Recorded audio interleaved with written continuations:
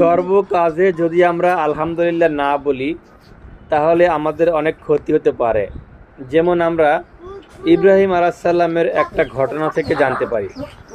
ইব্রাহিম আলাইহিসসালাম একবার তখনকার সৌদি আরবে আসলেন এবং তার ছেলে ইসমাইল আলাইহিসসালামের ঘরে আসলেন। আসার পরে সালাম দিলেন। তারপর দরজার ওপার থেকে ইসমাইল আলাইহিসসালামের স্ত্রী বললেন যে আপনি কে? তখন ইব্রাহিম আলাইহিসসালাম বললেন যে আমি তোমার শ্বশুর, তোমরা কেমন আছো? তখন ইব্রাহিম আলাইহিসসালামের ইসমাইল আলাইহিসসালামের স্ত্রী সে বলল যে আমরা ভালো নাই, আমাদের ঘরে অনেক অভাব অনটন। তখন ইব্রাহিম আলাইহিসসালাম তার পুত্রবধূকে বললেন যে ইসমাইল আসলে বলবা ঘরের চৌকটটা যেন পরিবর্তন করে ফেলে।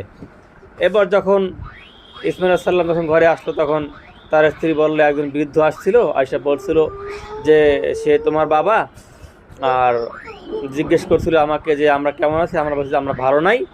বলছি তখন বাবা কী বলছিল? তখন বাবা বলছে যে ঘরের চৌকাট পরিবর্তন করে ফেলতে। অর্থাৎ তখন ইসমাইল আলাইহিস সালাম বলল যে তোমাকে বাবা তালাক দিতে বলছেন, তুমি নাশকরিয়াকারী, তোমাকে তালাক দিয়ে দিতে হবে। এরপর আবার অনেক বছর পরে ইব্রাহিম আলাইহিস সালাম আবার তার ছেলের ঘরে আসলো। আসার পর সালাম দেওয়ার পর বললো যে আমি ইসমাইলের যে বাবা, তোমরা কেমন আছো? তখন এই নতুন বউ বলল যে হ্যাঁ আমরা ভালো আছি, আলহামদুলিল্লাহ অনেক সুখে আছি। তখন বলল যে আমার ছেলে ইসমাইলকে বলবা যে সে যেন ঘরের চৌকটটাকে যত্ন করে রাখে। এবার তখন ইসমাইল ঘরে আসলো। আসার পর বললো কেউ আসছিল? বলছে হ্যাঁ তোমার বাবা আসছিল, আর সে বলছে যে ঘরের চৌকট যেন সুন্দর মতো যত্ন করে রাখে। তখন ইসমাইল আলাইহিস সালাম বলল তোমাকে বাবা তালাক দিতে না করছে, তোমাকে যত্নের সহিত ভালোবাসার সহিত আদরের সহিত রাখতে বলছে।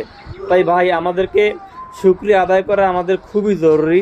আমাদের ঘরের স্ত্রীরা তো শুকরিয়া আদায় করা কিছু বোঝেই না, আরও বলবে তোমার ঘরে কিছুই পাইলাম না। যখন কোনো স্ত্রী এই কথা বলে তোমার ঘরে কিছুই পাইলাম না, সে জাহান্নামের দরজার কাছাকাছি পর্যন্ত চলে যায়। কারণ কোনো মানুষকে ভালো রাখুক খারাপ লাগুক, আল্লাহ ভালো রাখে, আল্লাহ খারাপ রাখে।